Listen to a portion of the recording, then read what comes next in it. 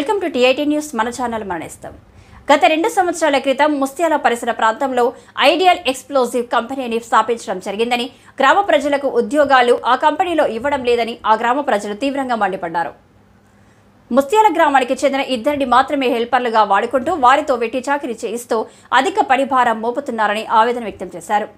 ఆ కంపెనీలో ఇంకా కొంతమందికి ఉద్యోగ అవకాశాలు ఉన్నప్పటికీ రిక్రూట్మెంట్ చేయకుండా కాలం గడుపుతుందని ఆరోపించారు. ఇలాగే కొనసాగితే ఐడియల్ కంపెనీపై కలెక్టర్కు ఫిర్యాదు చేయడం జరుగుతుందని పేర్కొన్నారు. వెంటనే ఇక్కడి యాజమాన్యం ముస్త్యాల గ్రామస్తులకు ఉద్యోగ అవకాశాలు కల్పించాలని డిమాండ్ చేశారు. ఈ కార్యక్రమంలో కాంగ్రెస్ పార్టీ నాయకులు, గ్రామస్తులు సుందిళ్ల కృష్ణ, నడిపెల్లి రాజేశ్వరరావు, సుందిళ్ల సురేష్, జక్కుల యాదగిరి, సుందిళ్ల రాము, ప్రకాష్, రాజు, సందీప్, రవి తదితరులతో పాటు గ్రామ ప్రజలు పాల్గొన్నారు.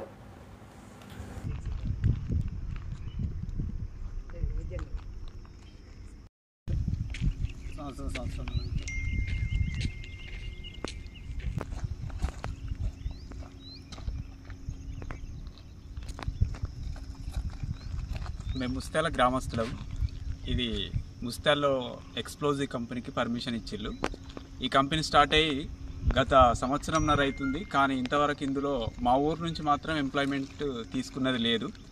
యాక్చువల్గా ఇందులో నుంచి 4 బండ్లు వెళ్తున్నాయి, కానీ హెల్పర్లను కేవలం ఒక 2 హెల్పర్లను మాత్రమే మా ఊరోళ్ళని పెట్టుకున్నారు. 4 డ్రైవర్లు, 4 సెక్యూరిటీ, కంప్లీట్గా అందరు బయట వాళ్ళనే తీసుకున్నారు. మేము ఎంత అడిగినా కానీ ఈ యొక్క యజమాన్యము ఎంత అడిగినా కానీ ఈ యొక్క యజమాన్యం అస్సలే రెస్పాండ్ అవ్వట్లేదు. కాబట్టి ఈ యొక్క మీడియా ద్వారా కలెక్టర్ గారికి మేము విజ్ఞప్తి చేసేది ఏంటంటే, ఈ యొక్క కంపెనీని దయచేసి ఎంప్లాయ్మెంట్ ఇచ్చేటట్టుగా తక్షణమే చర్యలు తీసుకోవాల్సిందిగా కోరుతున్నాం. Thank you so much. స్థానిక ముస్త్యాల గ్రామంలో అనగా ఐడియల్ కంపెనీ అనేది ఒక 2 సంవత్సరాల క్రితం ఇక్కడ ఏర్పాటు చేసుకోవడం జరిగింది. కంపెనీ వాళ్ళు మా యొక్క గ్రామ ప్రజలకు తెలియకుండానే అధికారులతోటి కుమ్మక్కై ఈ యొక్క ఐడియల్ కంపెనీ వాళ్ళు అనేది 2 సంవత్సరాల క్రితం ఒప్పందం చేసుకొని గ్రామ సభ కూడా పెట్టకుండా వాళ్ళు వాళ్ళ స్వత నిర్ణయం కొద్దీ వాళ్ళు పర్మిషన్ ఇవ్వడం జరిగింది.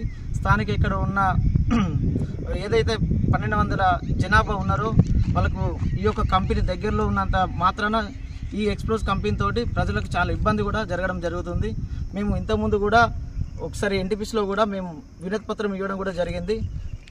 అదే విధంగా చూసుకున్నట్లయితే 4 బండ్లు ఐడియల్ కంపెనీస్ వాళ్ళు వెహికల్స్ నడుస్తున్నాయి.